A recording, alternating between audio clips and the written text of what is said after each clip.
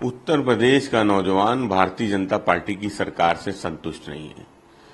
जब वो परीक्षाएं होती, पेपर लीक हो जाते हैं, माननीय न्यायालय में मामले चले जाते हैं, तो नौजवानों को रोजगार नहीं मिल रहा है। और फिर जब आरओ एआरओ की परीक्षाएं होती हैं तो उसके नियम और कानून ऐसे बना दिए जाते हैं जिसपे जो छात्र हैं उनको आपत्ति है। तो सरकार की ये जिम्मेदारी है कि जिम्मेदार अधिकारी जो इस मामले में हस्तक्षेप कर सकते हैं, कोई रास्ता निकाल सकते हैं, वो छात्रों से वार्ता करें।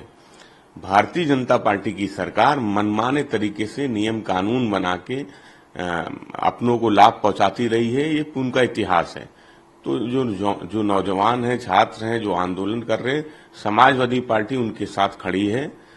किसी भी छात्र के साथ नाइंसाफी होगी, चाहे उत्तर प्रदेश या देश में, समाजवादी पार्टी उनके हक की लड़ाई को लड़ने का काम करेगी। सर, कल गृह मंत्री अमित शाह मुंबई में थे। मुंबई में उन्होंने वक्त 24 को लागू करेगी और ये लागू होकर रहेगा। कोई प्रॉपर्टी ऐसे ही अब क्लेम नहीं कर सकता कि वो वक्त की है। देखिए, कोई भी प्रॉपर्टी जब कोई क्लेम करता था तो वो न्यायालय में मामला चाहता था। देश के गृह मंत्री जी वो सहूलियत की राजनीति करते हैं। जब जम्मू कश्मीर जाते हैं तो ईद और मुहर्रम में गैस का सिलेंडर देते हैं, मिलेगा नहीं मिलेगा सवाल ये है। उत्तर प्रदेश में दिवाली और होली में कह के जाते हैं कि गैस का सिलेंडर मिलेगा, मिला या नहीं मिला वो भी जनता जानती है। कल ही वो बोल रहे थे कि मुस्लिमों को रिजर्वेशन नहीं मिलेगा। तो भाई, जो आपके साथ सहयोगी दल है टीडीपी, वो तो खुलेआम कहती कि मुस्लिम रिजर्वेशन उनके मैनिफेस्टो में है। तो आपके साथ जो सरकार चलाने वाले दल हैं वो मुस्लिम रिजर्वेशन की बात करते हैं, उस पर क्यों गृह मंत्री जी जवाब नहीं देते हैं?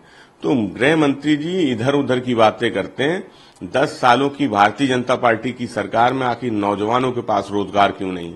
क्यों नौजवान दर दर भटक रहा है? क्यों नौजवानों पर लाठी चल रही है?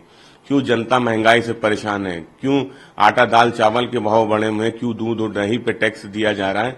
क्यों अग्निवीर जैसी योजना है? क्यों जवान परेशान है? क्यों महिला सुरक्षा का बड़ा सवाल है? इन सवालों से भारतीय जनता पार्टी भागना चाहती है, इसलिए इधर उधर की बात कर रही है।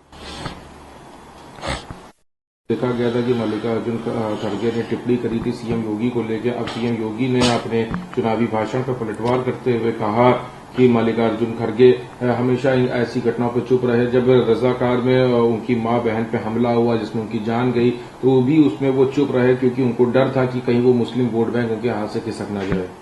देश में रहने वाले जितने भी लोग हैं भारतीय, जिनको बाबा साहब के संविधान में विश्वास है, उनको न्यायपालिका में विश्वास है, उन्हें पता है कि न्याय वो न्यायपालिका में मिलता है। बुलडोजर से न्याय नहीं मिलता है, बोलने से न्याय नहीं मिलता है। इस देश में न्यायपालिका है। अगर किसी ने कानून तोड़ा है तो उसका इलाज कानून द्वारा होता है, न्यायपालिका उसको सजा देती है।